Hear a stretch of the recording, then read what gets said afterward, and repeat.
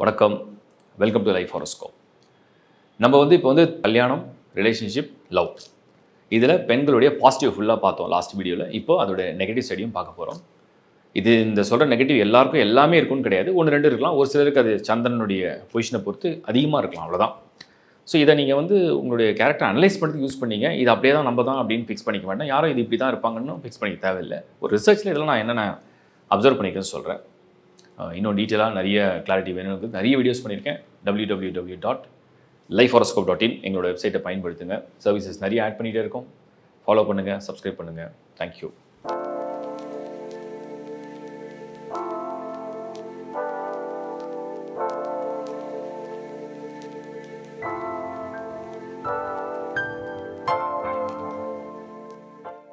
மேஷராசி.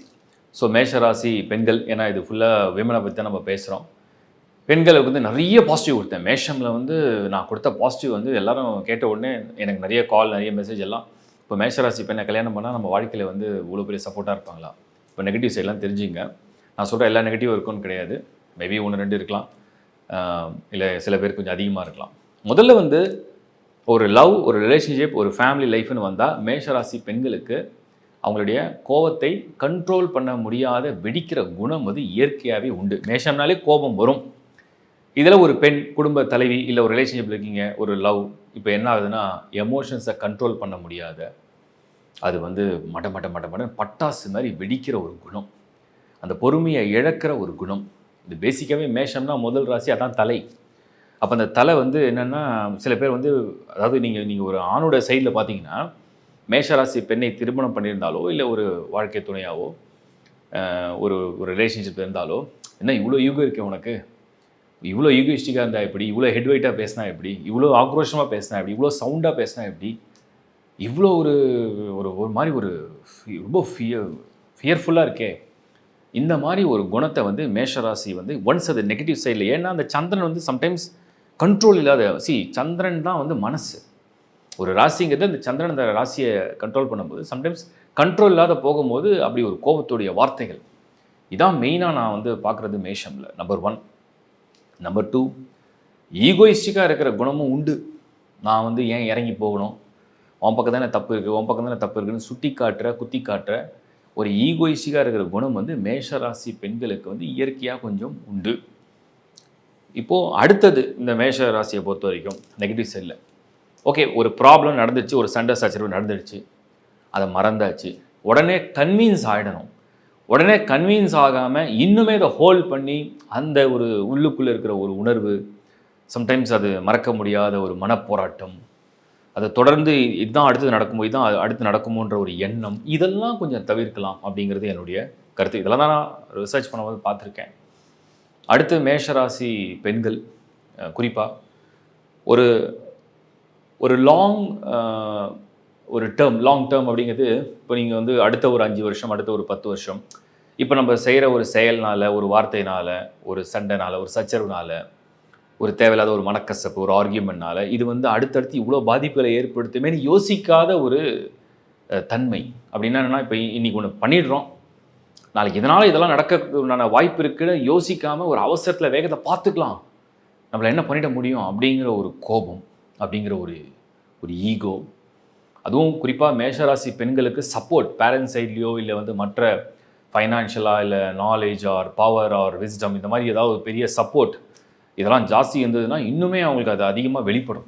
இது மேஷத்துடைய ஒரு இது. இல்லை 3 நட்சத்திரத்தில் அஸ்வினிக்கு நம்ம 80% கொடுக்கலாம், பரணி ஒரு 60 கொடுக்கலாம், கார்த்திகை ஒரு 60 கொடுக்கலாம், அந்த மாதிரி பிரிச்சிடலாம்.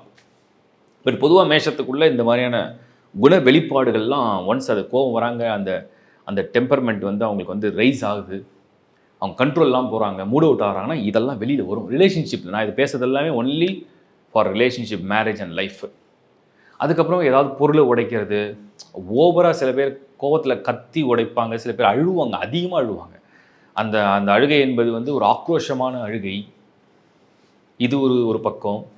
அப்புறம் நிறைய பேர் அந்த ஈகோவில் நிறைய பேர்கிட்ட நிறைய விஷயத்தை ஷேர் பண்ணாமல் கண்ட்ரோல் பண்ணி இன்னுமே அதை ஜாஸ்தி பண்ணிக்கிறது. இதெல்லாம் இந்த மேஷத்துடைய குணங்களை நான் பார்க்குறேன். ஒன்ஸ் ரொம்ப நல்ல விதமாக தன்னை காமிக்கும் பொழுது விழுந்து விழுந்து கவனித்து காப்பாற்றுறதும், ஒன்ஸ் அது வேறு மாதிரி போச்சுன்னா வெறுப்புகளை, அந்த கோபத்தை, வெறுப்பாக அதை வந்து காட்டுறது, அதனால் வரக்கூடிய விளைவை பற்றி யோசிக்காமல், அது எப்படி அந்த பார்ட்னர் திங்க் பண்ணுவாருன்னு தெரியாமல் ஹர்ட் பண்ணுறது, மேபி அவங்கள சார்ந்தவங்களையும் சேர்த்து சம்டைம்ஸ் சில பேர் ஹர்ட் பண்ணிடுவாங்க. இந்த மாதிரிலாம் நிறைய விஷயங்கள் இருக்குது. இதெல்லாம் அந்த மேஷத்துடைய மைனஸ் சைடில் நான் பார்க்குறேன். எல்லாமே எங்கேருந்து ஸ்டார்ட் ஆகுதுன்னு பார்த்தீங்கன்னா, தன்னுடைய விருப்பம், தன்னுடைய ஆசை, தன்னுடைய எதிர்பார்ப்பு நிறைவேறாத வரக்கூடிய கோபம், வெறுப்பு, எனக்கு நீ முக்கியத்துவம் கொடுக்கல, நான் தான் உனக்கு நம்பர் 1 இருக்கணுன்ற ஒரு எண்ணம், என்னை மீறி அடுத்தது தான் எல்லாம் அப்படிங்கிற ஒரு எண்ணம், இதனால் வரக்கூடியது தான் இந்த மேஷத்துக்கு வரக்கூடிய இந்த நெகட்டிவ் சைடுடைய ரியாக்ஷன்ஸ். அதனால் நீ சொன்னதை நான் செய்யணுமான்ற ஒரு ஈகோ. இதை தவிர்க்கலாம். கொஞ்சம் தன்னைத்தானே சிந்திக்கலாம், தன்னைத்தானே ரியலைஸ் பண்ணலாம். நம்ம ஏன் இப்படி யோசிக்கிறோம், கொஞ்சம் சாந்தமாக பொறுமையாக திங்க் பண்ணலாமே. ஒரு சிலர் ரியாக்ட் பண்ண மாட்டாங்க, மனசுக்குள்ளேயே அந்த ரியாக்ஷன்ஸை வச்சுட்டு ரொம்ப கண்ட்ரோல்டாக அதை வந்து ரியாக்ட் பண்ணுவாங்க. லைக் என்னென்னா வெளிப்படையாக காட்டாமல் சில பேர் வந்து கண்ட்ரோல்டாக அந்த ஈகோவை உள்ளே வச்சுட்டு குமுறுவாங்க, அது அழுது புலம்புவாங்க. சில பேர் அழுது புலம்புறாங்க. ஒரு சிலர் வந்து நான் ஏன் இப்போ இது எப்படின்னா, நீங்கள் வந்து ஒருத்தர் உண்மையாக நேசிக்கிறீங்க அப்படின்னா, அவங்களுக்கு வந்து இது செஞ்சால் தான் நம்ம இது தரணும், இது கொடுத்தா தான் அது பண்ணணும் அப்படின்னு இருக்குது உண்மையான அன்பு கிடையாது. நமக்கு ஒன்று கிடைக்கல அப்படின்னாலும் பரவாயில்ல, அது அவங்களுக்கு கொடுத்தது நீங்கள் கொடுத்ததாக இருக்கிறது தான் அந்த உண்மையான ஒரு அன்பு, அந்த ஒரு ஆழமான ஒரு உறவு. பட் மேஷத்துடைய பெண்களுடைய ஒரு எண்ண அதிர்வுகள் ஒன்ஸ் அந்த கோவம் வந்துடுச்சுன்னா, அவங்க வந்து இப்போ நான் இவ்வளோ நாள் உனக்காக நான் இதை பண்ணேன் அதை பண்ணேன் அப்படின்னு ஒரு லிஸ்ட்டை எடுத்து அதை வந்து இனிமேல் நான் பண்ண மாட்டேன், நான் என் பண்ணதே வேஸ்ட் அப்படிங்கிற மாதிரி அதை சொல்லி அதை வந்து பெருசாக்குற மாதிரி ஒரு விஷயங்களை தவிர்க்கலாம்ங்கிறது என்னுடைய கருத்து. இப்போ நான் சொன்னது எல்லாமே உங்களுக்கு இருக்கும்னு கிடையாது, ஏதாவது 1-2 பாயிண்ட் உங்களுக்கு மேட்ச் ஆகலாம். இதுதான் நான் உங்களுக்கு சொல்ல விரும்புகிறது. டியர் ஃப்ரெண்ட்ஸ், பிரதர்ஸ், சிஸ்டர்ஸ், இப்போ நீங்கள் பார்த்தது ஒரு பொதுவான ஒரு தொகுப்பு, ஒரு பொதுவான பலன். ஒவ்வொரு ராசிக்கும் நம்ம வந்து ஆண் பெண் எல்லாத்துக்கும் தனித்தனியாக ஒரு ரிசர்ச் பண்ணதில் தான் நான் உங்களுக்கு கொடுக்குறேன். இது நீங்கள் பார்க்குறதுனால வந்து நம்ம இப்படி தான் இருப்போம் நீங்கள் நினச்சிக்கவும் தேவையில்லை, இப்படி தான் அந்த ராசியை சேர்ந்த பெண்கள் இருப்பாங்களும் நீங்கள் வந்து ஒரு ஒரு ஒரு என்ன சொல்லுவாங்க ஜட்ஜ்மெண்ட்லாம் நீங்கள் வந்து ஜட்ஜ் பண்ண தேவையில்லை யாரையும். ஏன்னா இது வந்து அந்த ரிசர்ச்சில் இப்படிலாம் அவங்களுடைய நெகட்டிவ்னு வெளில வந்தால் இந்த மாதிரி குணங்கள்லாம் வெளில வருதுன்றதை ஒரு இதுவாக கொடுத்துருக்கேன். இது ஒரு சிலருக்கு வெறும் ஒரே ஒரு விஷயம் இருக்கும், ஒரு சிலருக்கு 4-5 இருக்கும்.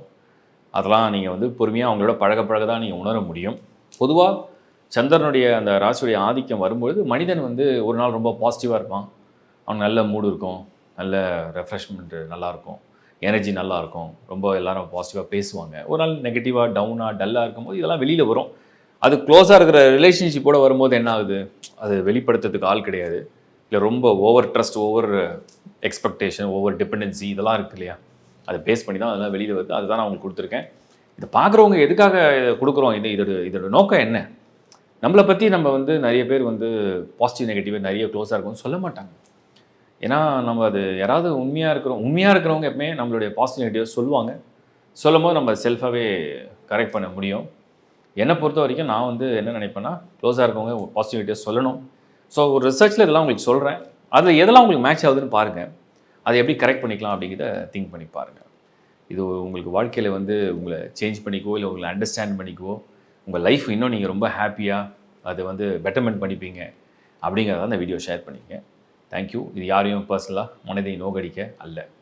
தேங்க்யூ.